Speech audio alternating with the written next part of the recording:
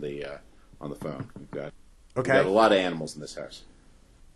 Well, I have 7 dogs, so if yours gets loud, I think mine will probably get a little louder. My dogs can beat up your one dog, so I feel more protected. I have 3. We're on a downward slope we're down to 2 children in the house, but still 3 dogs. All right. All right. So you wanted to take up the question of the George Bush's canceled trip to Geneva. I think what brought us here is your writing about it. First, I think on your blog, and then a CNN article a CNN.com article that you wrote. So if you want to kind of tell the story about what prompted you to write about it, what the facts are, and what your position is, I think that's probably the best way to do it. Okay. The facts of this story are a little murky. George Bush was scheduled to speak in Geneva about 2 weekends ago to a Jewish charity. At the last moment, the event was canceled. Now, it's not clear who canceled it, and it's not clear exactly why it was canceled. The charity says that the charity itself canceled the event, and there's some comment from the Bush camp. They were surprised by the cancellation, and they did so because the security situation was difficult for them to control. There were going to be a lot of protesters. The charity was going to have to pay for the extra police to control the situation. They couldn't afford it or didn't want to, and that's why they say they canceled it. But some American groups, I think the Center for Constitutional Rights, which is run by or headed by a man named Michael Ratner, says, no, we had filed a lawsuit asking that Swiss courts take jurisdiction of George Bush as a war criminal, and for fear of that lawsuit, George Bush canceled the trip.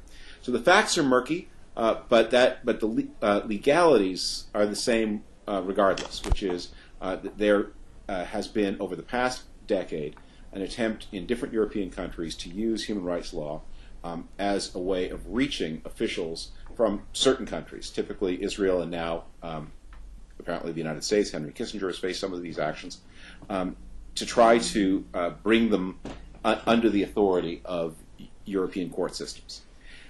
And here's what there are a lot of things to object to about this, but here I think is sort of the core issue.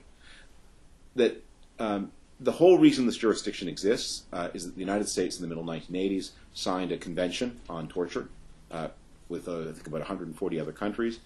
That convention called on the United States, called on each country to adopt its own law governing torture and other war crimes, which the United States did in the middle 1980s. Which president negotiated and signed that treaty? It was done during the Reagan years. That's correct. And but in the Clinton years, with the Republican Congress, the United States, pursuant to that convention, met its obligation to pass its own law. And that there's a lot of blurriness here about what we're enforcing, whether we're enforcing it. The treaty's not self-executing. We're not enforcing a treaty. But hold on. Just let's make sure we're on the same page factually. I think we are, but I just want to make sure. Ronald Reagan negotiated and signed the treaty in 1987. He then sent it in 1988 to the Senate urging ratification, which the Constitution requires. And then in 1994, the Republican Senate ratified this treaty, the Convention Against Torture. There's some dispute, which we'll get into, about whether or not they executed certain provisions, but it was signed by Reagan in 87, sent to the Senate in 88, and then ratified in 1994. Right. I don't know the date of the treaty's ratification. If 1994, it would not have been a Republican Senate, but that doesn't matter. Pursuant to the treaty, the United States in 1996 passed a law called the War Crimes Act that regulates what officers of the American government can do. That's the background to the passage of to the writing of these famous memos, controversial John Yoo memos, because after 9/11, the question came up: if we're going to comply with the 1996 War Crimes Act, what can we do and what can we not do? And we want to go up to the limit of what we can do, but not to go beyond the limit of what we can do. And so the memos that were set out in the early months after 9/11 offered a set of legal rules defining what the United States can do. Some people now say that those memos were wrong, that they were wrong interpretations of American law, and that therefore laws were broken, and that the president gave the order, and people carried it out. The issue... Let me just add one thing there. Just again, so we're on the same page factually. Some people do say those memos were wrong and that they authorized practices which were in fact illegal, which were clearly torture. Other people go beyond that, though, and say that the memos weren't really written in good faith, that their intention was to take practices that everybody knew were illegal, were torture, that the U.S. had prosecuted as torture, had said was torture when other countries used them, and basically provide legal cover. In other words, sort of like a getaway car driver in a bank robbery waits outside to help the perpetrators get away. People in the Justice Department wrote those memos so that if this became public and it became a controversy, it would enable the perpetrators of the torture to have a defense. I'm not saying you agree with that. I know you don't. I'm just saying that in terms of setting the debate, it's not just that people think the U memos are wrong. They think they were actually part of the conspiracy to create this worldwide torture regime. Whatever you think about them, that doesn't go to the next point, which is that what we have here, in any case, is a dispute over an American law, the 1996 War Crimes Act, and a dispute over over who that law should be applied to, what constitutes the violation of that law. Now, what has happened, what is being pressed here, is because the Obama administration made a decision that it was not going to prosecute people, and they made that decision because they knew if they had, the country would have just exploded. The country would not have been with them. They weren't going to prosecute the president. They weren't going to prosecute the CIA officers. They weren't going to prosecute anybody. They made a political decision about what they wanted to do about these matters that had happened in the first, I think, 18 months after 9/11. I think the practices stopped after 2003, as I understand it. And that's also a political dispute. And I know a lot of people on the left wing of the Democratic Party are annoyed at the Obama administration. But I think the thing that am sort of summoning everybody to agree on, there are a lot of places where you can argue this out, ideally in American politics. But the one place where you shouldn't be arguing it out is a Swiss courtroom. Because what Michael Ratner and the CCR is asking a Swiss judge to do is to tell an American president that he applied American law wrong, governing practices that occurred under American authority with no connection to Switzerland at all. And what we've got here is a global forum shop where people are going to try Switzerland, and if they don't get what they want there, they'll go to Luxembourg, and if they don't get what they want there, they'll go to the Cayman Islands. And they're inviting foreign sovereigns to override, to be the interpreters of American law, and really to be interpreters of an American political debate. Okay. So that is your argument. That's how I understand your argument. There's a couple parts about your argument that I'm not particularly clear on. And I want to ask a couple questions just to get some clarity about what you are arguing and what you're not, just so we can have this discussion, I think, in a more constructive way. But before I do that, I just want to add a couple of facts to what you just, the events that you narrated, which were basically accurate. But I just want to add a couple things. The impetus for this Convention Against Torture, which has over 100 signatories around the world, is that what the international community found is that when governments torture people, when they torture their own citizens and when they torture citizens of other countries, typically the governments of those countries find reasons not to prosecute the torturers. And often the reasons are very similar to, really identical to, the reasons the Obama administration has invoked for not prosecuting. They say prosecuting past leaders will be too divisive. We have really important challenges economically and legislatively that we want to attend to, and if we look to the past, it'll distract from our ability to do so. They'll say that even though the leaders might have gone over a line, they were well motivated, they were faced with really grave threats internally or externally, and therefore the torture may not have been justifiable, but it wasn't done maliciously, it was done in good faith, they thought they were justified, they were doing it to protect the nation. All of these reasons are typically invoked by countries generally as to why they don't want to prosecute their torturers. And so what the international community decided, and by international community I mean this group of nations that voluntarily got together and negotiated and signed this treaty, what they decided was that torture is too grave of a crime against humanity to allow the perpetrators to go unpunished. And that if the torturer's government fails to or refuses to hold accountable the people who perpetrated the torture, then it becomes not just the right but the duty of the other states that are signed on to this treaty to prosecute those torturers. And I just want to read two things that, two short sentences that underscore that. When Ronald Reagan transmitted the treaty to the convention to the Senate and urged its ratification, what he said was, quote, "The core provision of the convention establishes a regime for international cooperation in the criminal prosecution of torturers relying on so-called universal jurisdiction.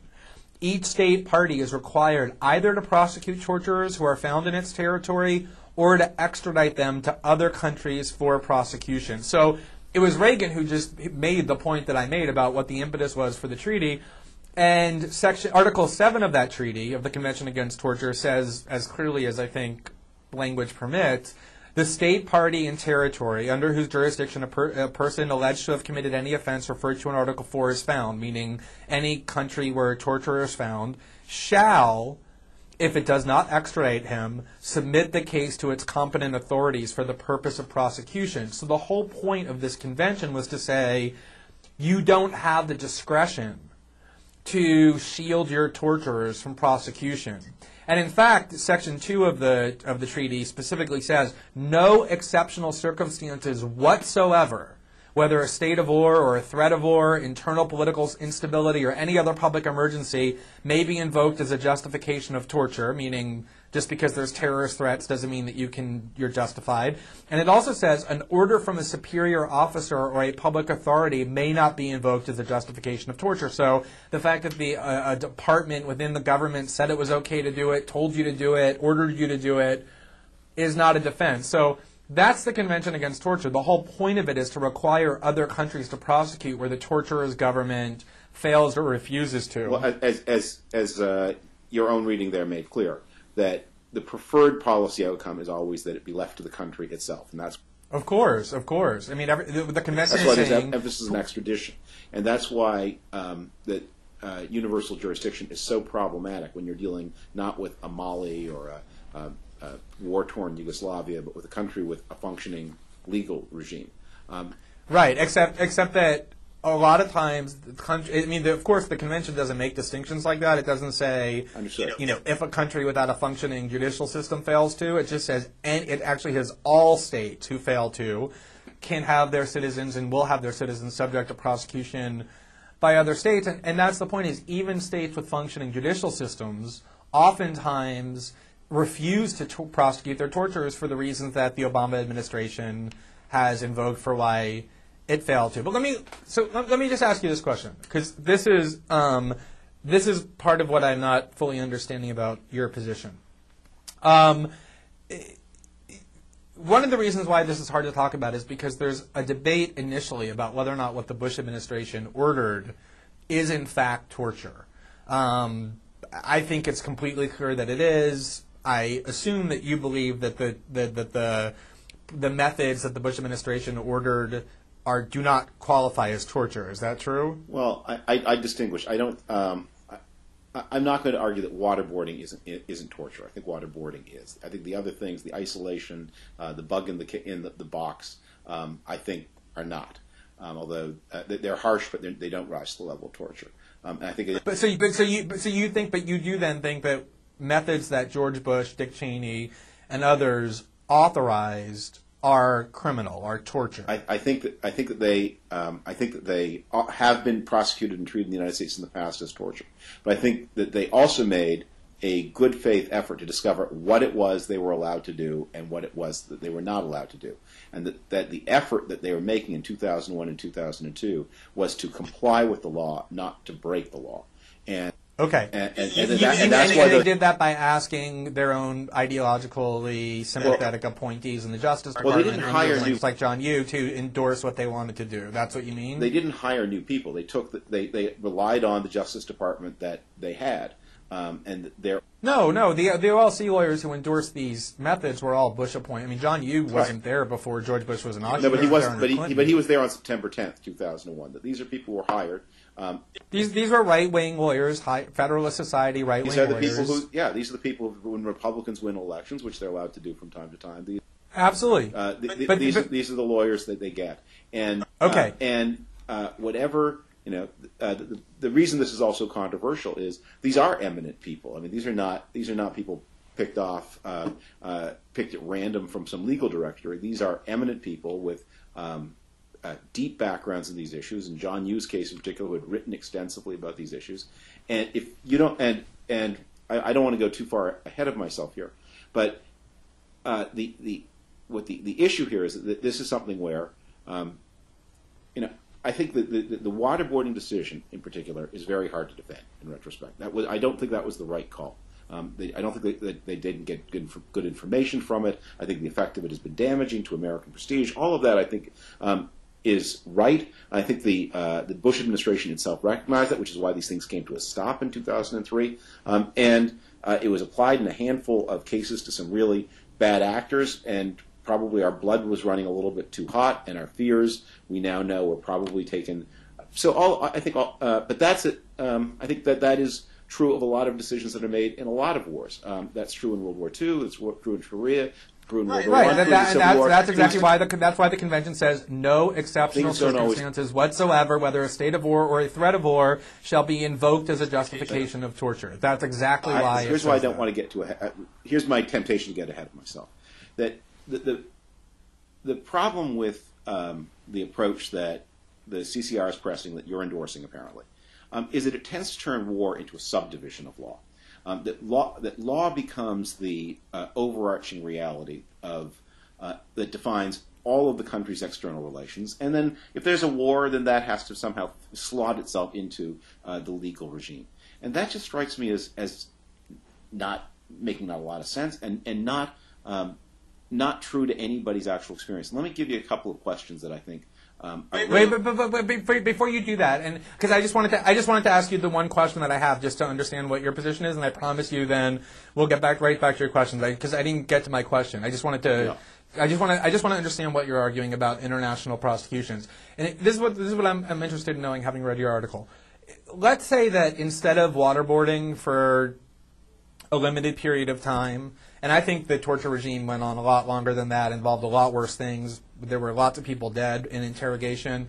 General McCaffrey said we murdered dozens of people through torture. But let's leave that aside. Let's just work in a hypothetical world where instead of ordering waterboarding and stress positions, Bush and Cheney authorized, the worst things you can imagine, like electric shock and cutting people's limbs off and,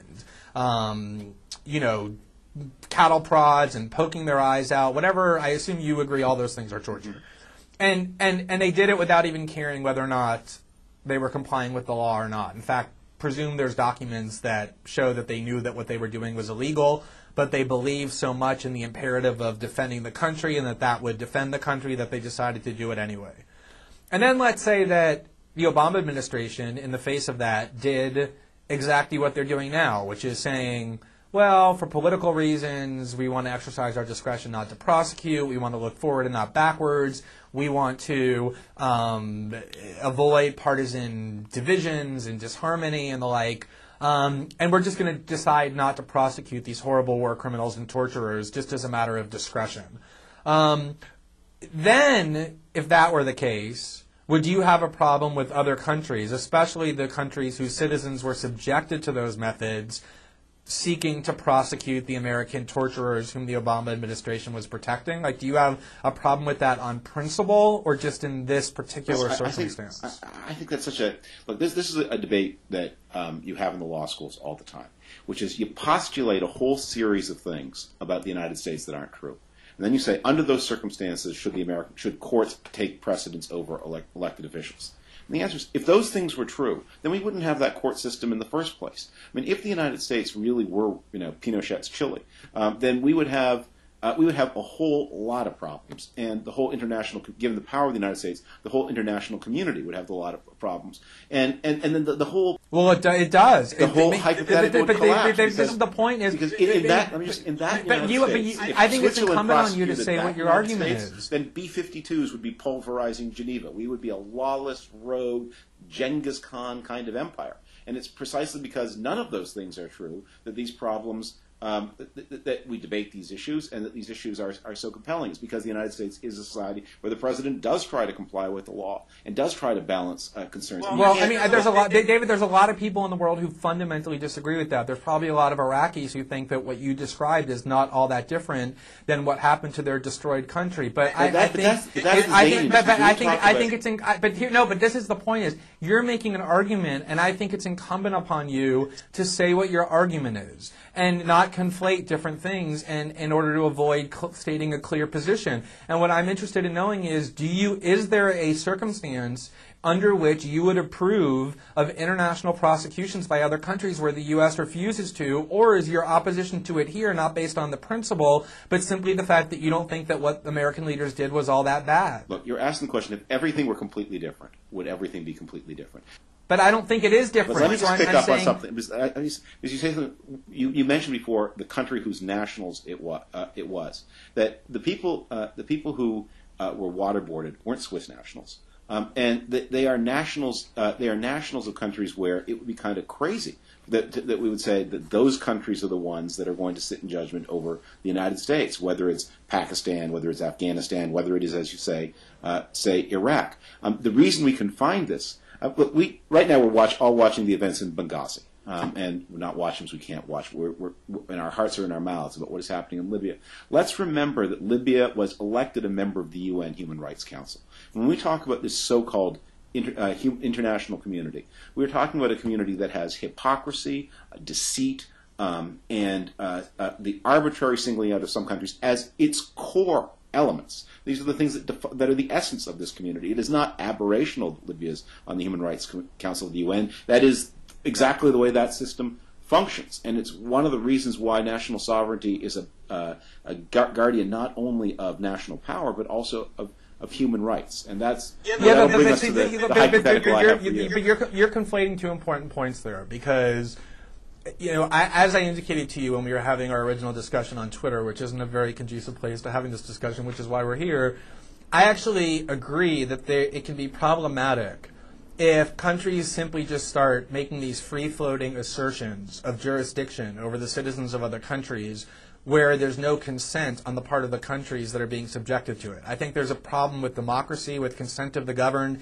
If out of the blue, Belgium or Germany start saying, we're going to sit as a universal arbiter of all other countries and prosecute its citizens when we think they do bad things, because then I think there's no consent. We're in a much different universe here, because you may not like the international community, and you may not like the idea that countries can prosecute our citizens when they commit war crimes and torture, but the U.S. government has entered into treaties that enable them to do so. We've consented to those things. And it's not just the Convention Against Torture. The Geneva Conventions say specifically that all parties shall be required, quote, to search for persons alleged to have committed or to have ordered to be committed grave breaches, and to bring such persons, regardless of their nationality, before its own court. So we have elected presidents who have entered into these treaties. We have democratically elected senates that have ratified them. And the U.S. Constitution says that all ratified treaties shall be, quote, the supreme law of the land. That's Article 6 of the Constitution. So it's not that we're sacrificing our sovereignty to these undemocratic processes. We have voluntarily entered into these conventions and these obligations and given these countries the right to prosecute our citizens, and not just the right but the obligation, through our democratic processes. You may not like it, but that's the law. Let me give you the hypothetical that I wanted to pose to you. I thought you don't like hypotheticals. Okay, well, but if you get one, I get one. All right. You can dodge it. Here's the hypothetical. There's an American Army captain who's committed what's indisputably torture of a prisoner of war. Actually, let's make him a civilian so we can leave it in the civilian course just for simplest. CIA contractor. And no question he's done it. The prosecutor, the relevant prosecutor, is handed the file and decides, oh my God, we're looking at this. The guy hasn't been Mirandized. His constitutional rights were all invaded. We've got Fifth Amendment problems. This case is not. I can't proceed with this. I don't have. I'm not going to win. I can't take this to the jury, because of our own American constitutional system. And that's the reason that the prosecution does not occur in the United States. Now that CIA contractor goes on vacation to Geneva. Can the Swiss courts take jurisdiction of that case in your world? And if so, what does that mean for the internal protections of the American Constitution for American citizens? No, there the answer is clear. They cannot. And the reason they cannot is because Article 7 of the Convention Against Torture, the requirement is not that you have to imprison every person guilty of torture. The requirement is that you have to submit the case to competent authorities for the purpose of prosecution. So, for example, if George Bush and Dick Cheney were indicted for torture and the case went to a jury trial, as they would have the right to have it heard, and the jury acquitted them, or if they were convicted and an appellate court overturned it. In my hypothetical, there's been no process here. The prosecutor has looked at the investigation and has decided. David, that is a process. I mean, here's the language. You are required to submit the case to its competent authorities for the purpose of prosecution. So if the Justice Department gets a case and criminally investigates and decides that they're unable to obtain a conviction because there's evidentiary or constitutional impediments, that would be a fulfillment of the requirements of the Convention Against Torture. So why is that's what makes the Obama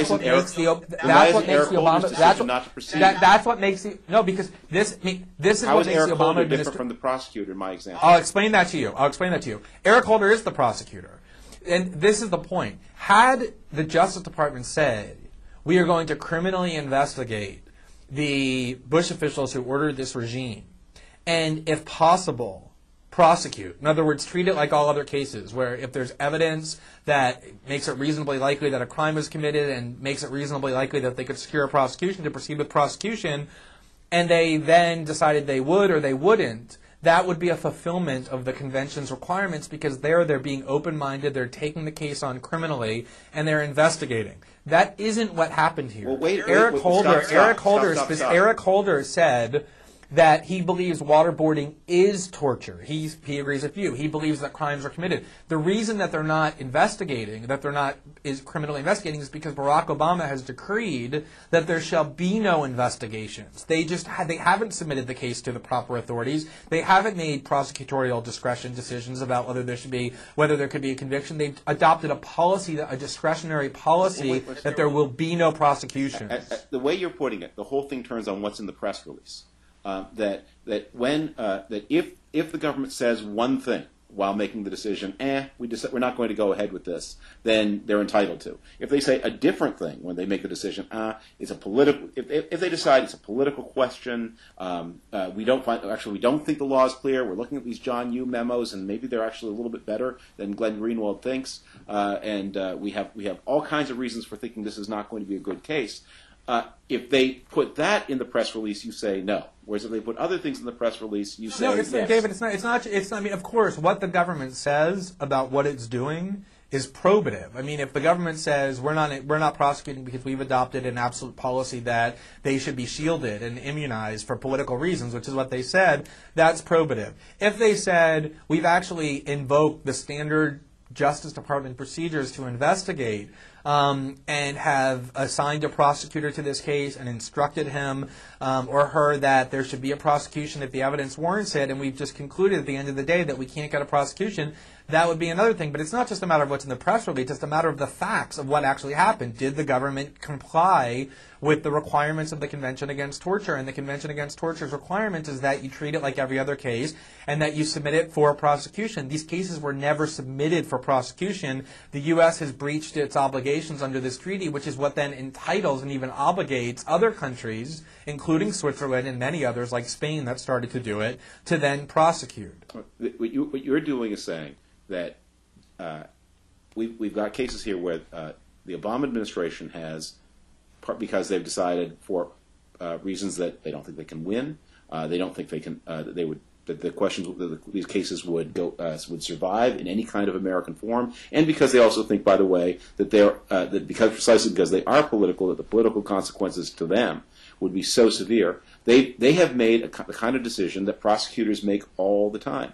And one of the interesting things about this, and it goes to, I think, the Michael Ratners of the world in the CCR, is CCR itself makes this kind of decision. Nobody at CCR ever calls on the Swiss courts to prosecute visiting CIA officials or visiting Army officers, because they know that the American outcry against that would leave CCR alone. There would be no one who would defend them under those circumstances, and that their authority and prestige in this country would be destroyed by that attempt. That they also, in choosing to focus on the president and the vice president who are so controversial, and by choosing not to focus on other people, that they're doing the same kind of thing. They're making a decision about what the democracy will stand. And the democracy will properly... and by the way, I think the democracy is right. Okay. I would join the outrage if there were any attempt to do anything about those things. Okay, first of all, there's a huge difference, a radical difference, between a political group like CCR, an advocacy group, making decisions based on political considerations, which one would expect them to do, and the Justice Department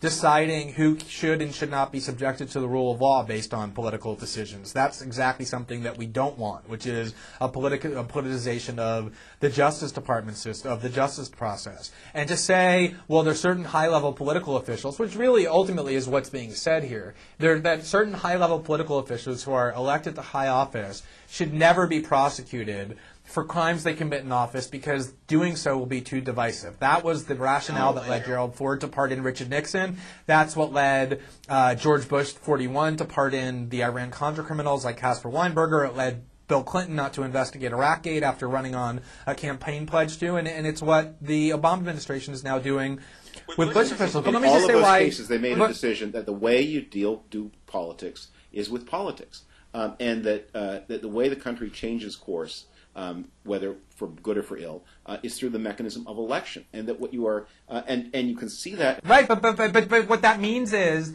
that when ordinary Americans break the law, they get prosecuted and put in a cage. They go to prison. When high-level political officials break the law, they don't get prosecuted. There are no consequences other than they get voted out of office. And that's exactly the kind of subversion of the rule of law that is so dangerous that the founders warned against. We were all supposed to be equal before the law, not have classes of treatment. High-level officials get prosecuted all the time. And in many public corruption cases, they get prosecuted over things that if they were less visible, probably the prosecutors would not bother with. That there are lots of things that small gifts and so on that people say, well, because of the prominence of the person, that gift is going to be treated as a very serious matter, whereas if the person were somebody else, it would not be. So they are subject to law. In fact, their lives are bounded by law. That's why this whole memo system exists. What we have here is a case where we had a huge dispute about what's the right way to respond, and what is going to happen if we take seriously what you're proposing. We're going to move into a world in which the people who become in charge of the national security policy of all of the democracies are the courts of other democracies, or sometimes even non-democracies, because many of the countries that are signatories are not democracies. And we are going to have a world of free-floating mutual investigation, completely severed from political systems.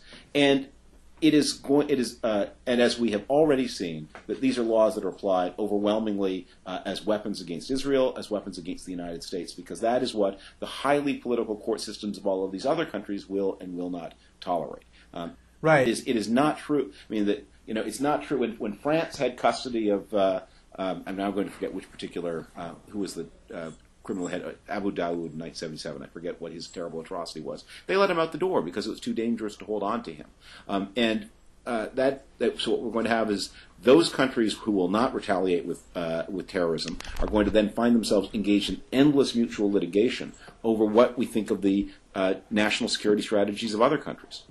Yeah, but David, there's several facts that can't take the politics out of it. First of all, one of the most sort of well-known cases that inspired these kind of prosecutions was when Spain prosecuted Augusto Pinochet because Chile refused to. Completely contrary to what you just said, that it's the United States and Israel that are typically the victims of these kind of prosecutions, the United States does these prosecutions all the time. Manuel Noriega has been sitting in an American prison violating American law. Because we went to his country and abducted him and brought him back here and put him on trial for crimes that he committed, even though he wasn't a citizen of the United States. He broke our laws. He did nothing inside the United States, and that's what these countries. I mean, but let me just say, it's American law, and it's but David, your core. This is what is I think the crux of our dispute. Your quarrel, your objections are with treaties that the United States has duly entered into and signed and ratified. The Geneva Convention, the Geneva Convention. We're not talking about the treaty. We're talking about the American statute pursuant to the treaty. The treaty itself. The treaty itself is not a law. Is not the. Well, the Geneva. You agree the Geneva Conventions binds the United States, right? You're not. You don't dispute that. But the people and as I said before, the convention. They were not part of the Geneva Convention. We are talking about the Geneva Conventions because they specifically compel all signatories to, quote, search for persons alleged to have committed or to have ordered to be committed grave breaches and to bring such persons, regardless of nationality, before its own courts. But the Geneva Conventions only apply to soldiers, and the people who were waterboarded. No, they apply to prisoners of war. They apply to prisoners of war. And they were prisoners of war, but to be a prisoner of war, first you have to be a soldier. Well, our Supreme Court. This is where we are retracing the Bush administration. But when you have people who don't meet the criteria of prisoners of war, and I know the people who worked on this issue, and it was one that was looked at very conscientiously. And the United States in the 1970s made a serious decision during the Carter years not to treat terrorists as soldiers, and therefore they do not get the benefits of the Geneva Convention because except for one problem. But there's one problem. They're superior officers, and they don't wear insignia. So but there's one problem. There's one problem with that argument. And that problem is that the Supreme Court looked at the argument in the 2006 case of Hamdan when the Bush administration argued that the Geneva Conventions were inapplicable to al-Qaeda and Taliban. And that was the position of Alberto Gonzales and the Bush administration that you just articulated. And the Supreme Court rejected that and said that at least common Article 3 of the Geneva Conventions does apply to all detainees, including al-Qaeda and the Taliban. But it doesn't make them, but not as prisoners of war. They do not riot. Okay. They do not, and they are not given the benefits of the Geneva Convention that you can then prosecute across state lines in the way that you would like to. Okay, but either way, this idea that you find so troublesome, whether it applies to these particular detainees or not, is enshrined in the Geneva Conventions, namely that if there are leaders in countries who commit war crimes and those countries fail or refuse to prosecute them, every other country is obligated, not entitled but obligated, to go search those people out and bring them before its own courts in order to prosecute them. And then you have the Convention Against Torture, which I understand, I mean, there's a very good Congressional Research Service report that actually talks about the fact that in 1994, Congress, when it ratified it, did execute the provisions that are at stake here, which are the requirement that torturers in other countries be prosecuted. In fact, you and I talked about this earlier, but there's a prosecution done by the United States government of Charles Taylor, Jr., the son of the Liberian dictator, who is a U.S. citizen, but was prosecuted under a 1994 statute that says that the United States is empowered to prosecute anyone who engages in torture in its own courts. They don't have to be a citizen. They don't have to have done it to American citizens. That is designed to execute the Convention Against Torture. Let me stop you there, because one of the things that we have seen, what our legal system actually does, the American legal system has a strong dislike of universal jurisdiction for everybody. And so when we do these things, it's either, as in the case of Emmanuel Noriega, because they're accused of breaking American law, or in the case of Charles Taylor, Jr., because the alleged culprit is an American subject to the jurisdiction of the United States, or because the victims had some kind of connection to the United States. But what Americans do are very careful about doing, and as the most powerful country in the world, you would think we could be a free-floating. We were very careful about that. Now the bad precedent, where this is a little bit, and this is a point I'm surprised you don't make, because we're careful about bringing them before our courts. We're careful about that bringing them before our courts because we send drone attacks or invade their countries. And we didn't bring Saddam Hussein before our court because we killed him, and we didn't bring people we allege are Taliban and Al Qaeda terrorists in Afghanistan and Pakistan to our courts because we killed them too, or some of them we put in Guantanamo. But this is where we bump up against an argument that is bigger than our discussion here, but.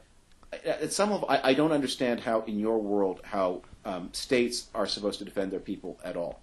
that it sounds like that what we really ought to be doing is like filing briefs against all of these figures and pulling them in front of some kind of non-existent international tribunal. Of course, if they're enemies of the country with whom you're at war, you send drone attacks to kill them. I mean, how else do you win wars? I mean, you do it by applying violence against the enemies of the state. I wasn't suggesting anything other than this idea that the United States is very restrained about doling out punishment to people around the world unless they directly do something that legally makes it relating to the United States is ludicrous, because we don't need to bring them before our courts because we send our military to occupy their countries and bomb them and drone them. We recognize that an instrumentality of power is an instrumentality of power. And what happens in your world is that law will become an instrumentality of power. And that is exactly what it's not. The reason why it's supposed to be confined within the territory of the sovereign is because there's a difference between power and law. And you can't substitute. And there are things that power is there to do. There are things you can only do through national power. There are ways you can only maintain even the very idea of an international community depends on national power. And I'd argue even the idea of an international community depends specifically on American power. When you say in your world, just to be clear, my world is the U.S. Constitution, and I'm looking at Article 6, which says the treaties that are duly ratified are the supreme law and shall be enforced in the United States, and the treaties that we're looking at confer this jurisdiction on other nations to prosecute our war criminals and torturers when we fail to. That's my world. We're going around and around. I agree. Do you want to move to the Israel issue, or do you want to 1996 law? Sure. Sorry, what did you say? Okay. I'm sorry? Well, I was talking over you, so I missed what you just said, because I was exercising my mouth instead of my ears. Okay. We can move on to the Israel issue that we wanted to talk about, the issue of the increased aid. Let me just read before we do the one last quote, which I really love, and I think it kind of gets to the crux of what we were discussing. There was this thing called the UN Day to support torture victims in 2004, and George Bush went and gave a speech about the Convention Against Torture at this event at the UN. And what he said was, quote, "The United States has joined 135 other nations in ratifying the Convention Against Torture. America stands against and will not tolerate torture. We will investigate and prosecute all acts of torture and undertake to prevent other cruel and unusual punishment in all territories under our jurisdiction. Torture is wrong no matter where it occurs, and the United States will continue to lead the fight to eliminate it everywhere." So at least he thinks that the convention is ratified. Okay, let me say what. Then let me end then with my final soapbox moment. Sure. Sure. That freedom throughout the planet does not self-enforce. It is enforced by power and by American power. Your freedom, mine, the whole world order depends on the strength and power of the United States. And to send justice out into the world without power is to send justice out to be a victim. That it will never be true in our lifetime, maybe 500 years from now, that we can have a world in which the relationships between states and the relationships between states and anti-state actors is regulated through a legal system. It will be regulated by power, and the job of domestic law is to put some brakes of humanity and legality on the exercise of that power. But power is power. And this discussion reminds me of those Confederate sympathizers who complained about Abraham Lincoln ignoring limits on habeas corpus when he had to save the country. That the presidents do things within the context of a larger legal system that power requires in order to safeguard liberty and the possibility of law itself. And that's my soapbox. Okay. I mean, I think we agree on what the positions are, which is ultimately when it comes down to it, I believe that these conventions and treaties and laws should bind our leaders. And as you just said, you believe there are times when they don't. And that's a pretty good, I think, summary of where our disagreement is. So unless you have more, we can move to that let's move on. Other issue that we wanted to discuss. Okay, yes. This is another one of our Twitter exchanges. Yes, exactly. So much goes on Twitter. It's amazing. Yeah, people should subscribe. Anyway, it is. It's people are sort of refining how they use it. I think that I don't want to give the context for what you tweeted because I don't know what the context is for sure, but the context for what the discussion has been recently is that there have been some Republicans, especially Tea Party Republicans, who have, and they were doing this a little bit during the campaign, but especially now have been talking a lot about how if we're going to impose these austerity measures and budget cuts and the like, on American citizens, that it also should include the money that we give to other countries in the form of aid and other things. And Rand Paul particularly has been saying that we can't afford foreign aid any longer, that we need to severely reduce it or if not eliminate it. And when asked specifically whether that includes Israel, he said quite bravely, I think, given the bipartisan consensus that hates this view, that yes, it should include Israel. And there are a few other Tea Party Republicans sort of out there suggesting the same thing. So a couple of weeks ago, when it became apparent, I think, that Mubarak was on his way out, this might have been just after it was clear that he was out, you wrote the following, quote, "Events in Egypt will likely mean a big increase," emphasis yours, "in cost of Israel's security. Aid budget needs to go up, not down." And I presume you meant by that Israel is now going to incur more military costs as a result of the instability in Egypt, or the less friendly government in Egypt, and therefore the American aid budget to Israel needs to increase as well, not decrease, right? That's what you meant? Well, yes. We also ran an article on the site, it wasn't in my Twitter feed, that as part of our attempt to stabilize Egypt and hope for the best, we may also need an emergency transfusion of food aid into Egypt, because I see what is happening in Egypt as triggered by economic troubles. There's a lot of labor unrest and lengthening bread queues. The world grain prices have risen since 2005, and Egypt, it's got a very inefficient and unwise program of subsidy, but they're stuck in that program, and their inability to pay for those subsidies was a precipitating factor. And if we're going to stabilize a new Egyptian government, they may need an emergency transfusion of food aid to make sure the lines are shorter as they transition to, I hope, a more open economy.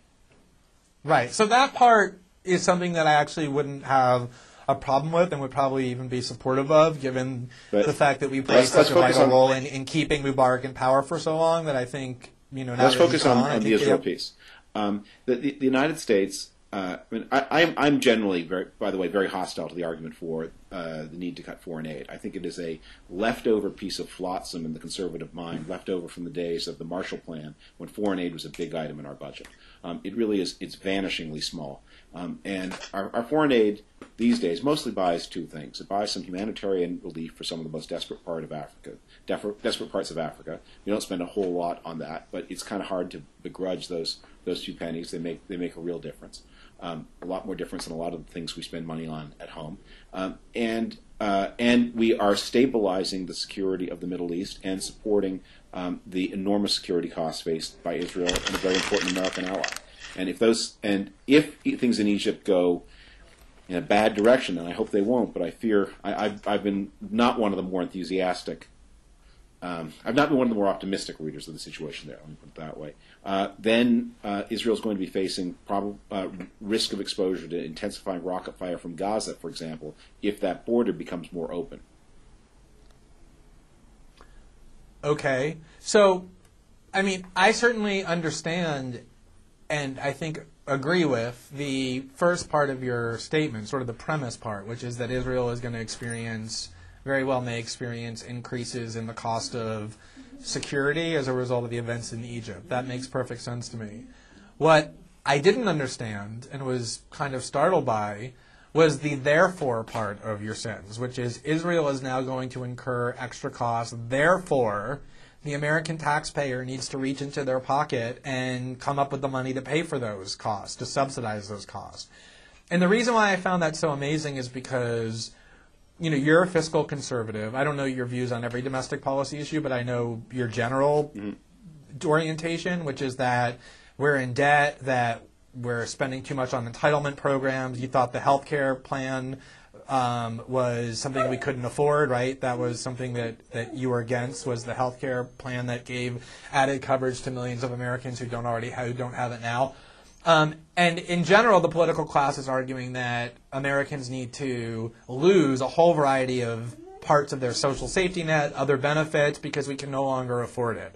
And so for someone who believes that our economic difficulties require that American citizens have all sorts of things cut back and sacrificed, for someone who believes that and then to simultaneously say, as soon as Israel encounters some more costs, the American taxpayer needs to step up to the plate. Not the Israeli taxpayer, who has universal health care coverage already and a booming economy, but the American taxpayer needs to step up to the plate and pay for it, really seems to be the kind of classic, unadulterated case of believing that the first and foremost guardian of Israeli welfare and Israeli security is not the Israeli people, but the American people. All right. Well, a lot of issues there. But let me point out the following things.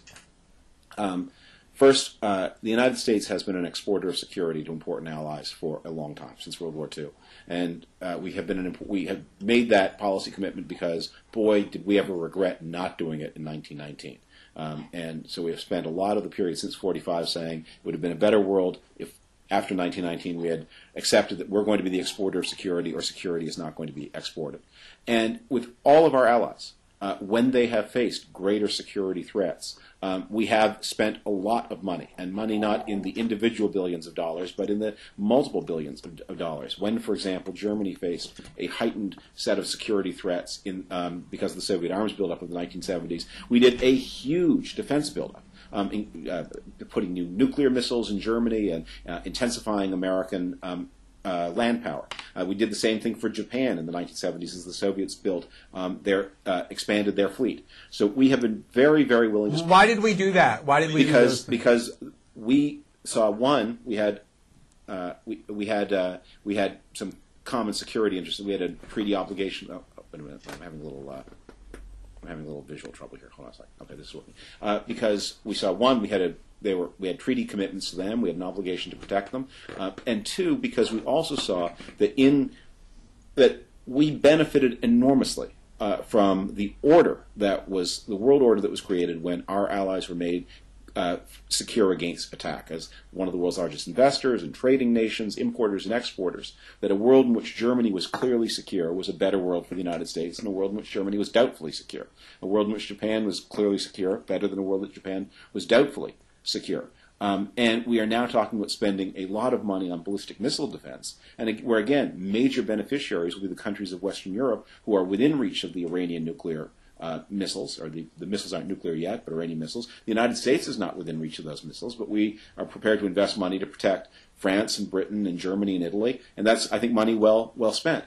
The cost of our contribution to Israeli security are much smaller, and especially when you consider that in those other countries we actually had to put American lives on the line, as we do, for example, for Taiwan. American sailors and soldiers will die if Taiwan is attacked. American soldiers and sailors don't die in the case of Israel. So the request is quite modest, but it's consistent with what we do for other allies, and it's very, very important. And let me say two more things. One,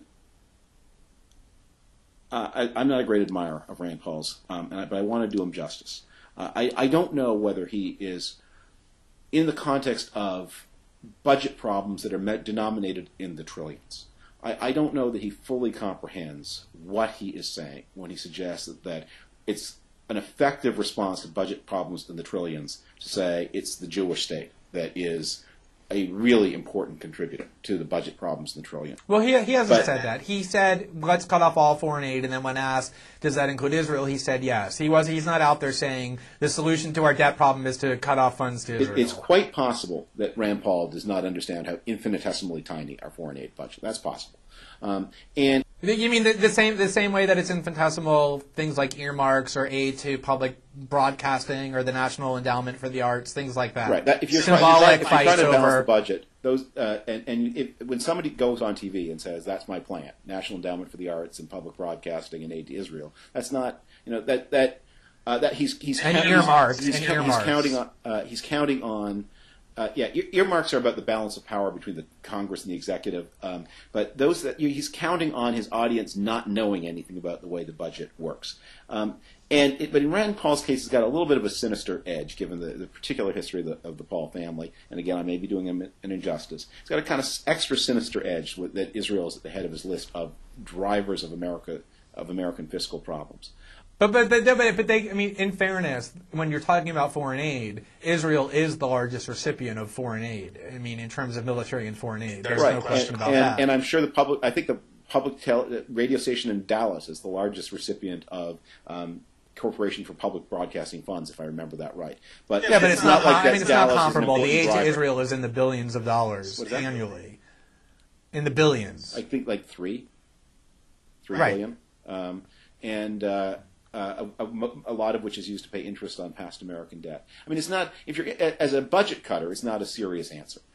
But you want it to go up. You want it to, but I mean, and I agree with you. I mean, it's absurd to say that the solution to America's economic problems is foreign aid or cutting off foreign aid or anything like that. But two things. One is, at a time when the political class is telling American citizens that they need to give up all sorts of things, and when I say American citizens, I mean in general, people who are already suffering economically, who don't have a lot of future economic security, that they may have to give up Social Security benefits, Medicare, Medicaid. I take your point. I just wonder, why is it that Rand Paul did not mention the troops in South Korea?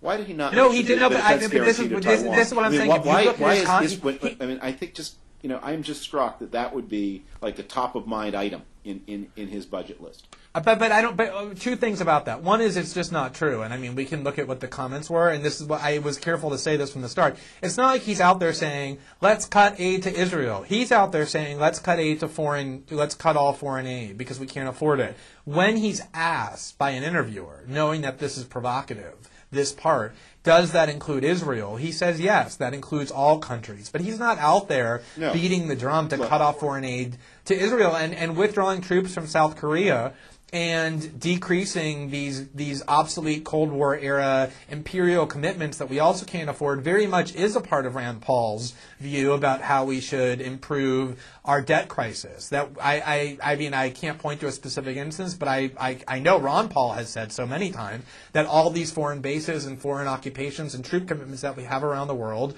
are unnecessary, counterproductive, and no longer things that we can afford to do. So I don't think it's fair to say that he's singling out Israel. But let me ask you this, just about in terms of Israel, which is there is this argument, and I'm interested in your view on it, and I have argued this myself before and believe it. I'm just going to give the truncated version, which is the cost of defending and giving aid to Israel is measured by far more than the billions of dollars that leave the American taxpayer and get transferred to that foreign country.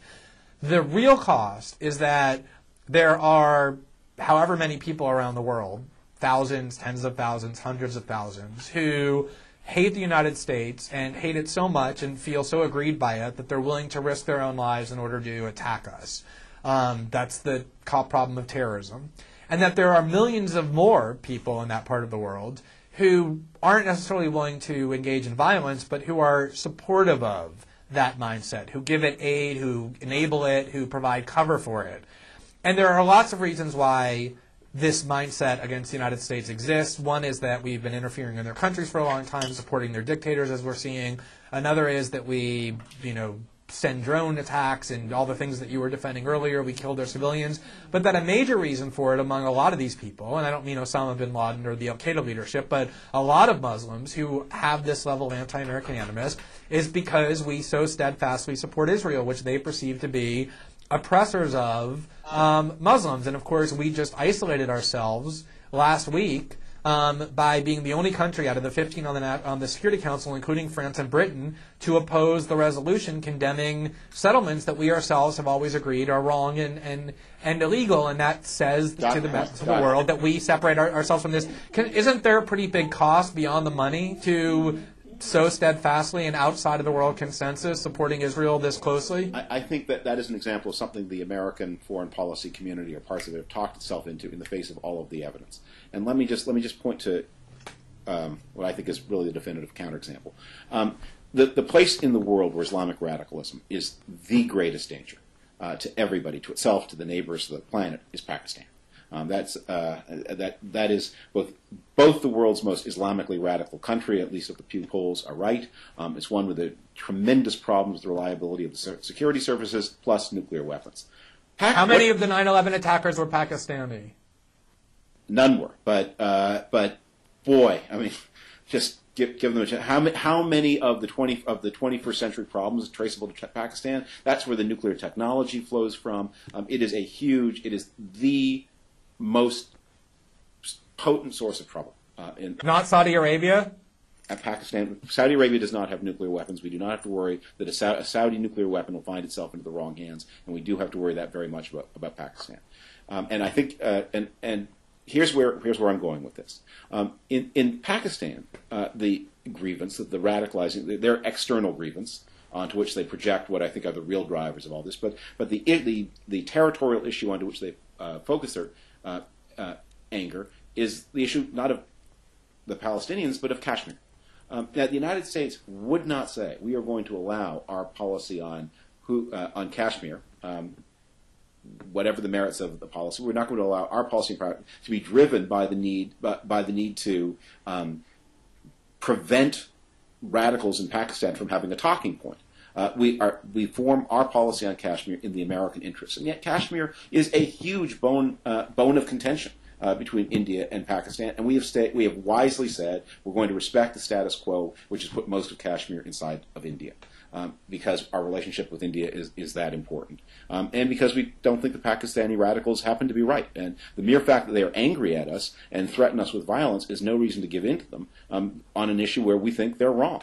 And I think Palestine and Israel are exactly the same thing. I don't think it's at all true that the reason for radicalism in the Arab world and the Muslim world has anything very much to do with Israel. Really, nothing. It has very little to do. Like the reason why you think if you ask Muslims who are hostile to the United States what their reasons for that hostility are, you think very few of them would list our support for Israel as part of their principal reasons. Do you really believe that? Some might.